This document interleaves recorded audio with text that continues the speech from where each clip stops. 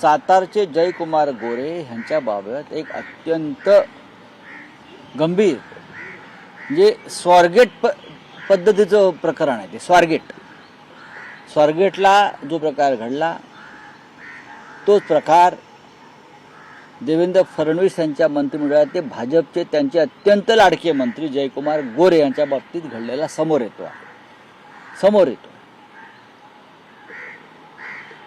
इतिहास काळातले छत्रपती शिवकाळातले सेनापती हंबीरराव मोहिते यांच्या कुटुंबातल्या एका स्त्रीचा,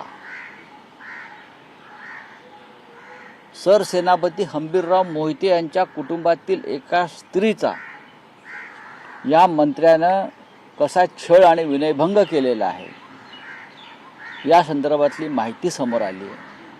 आणि ती महिला, ती अबला पुढल्या काही दिवसामध्ये विधान भवनासमोर उपोषणाला बसते अशी ती बातमी आहे.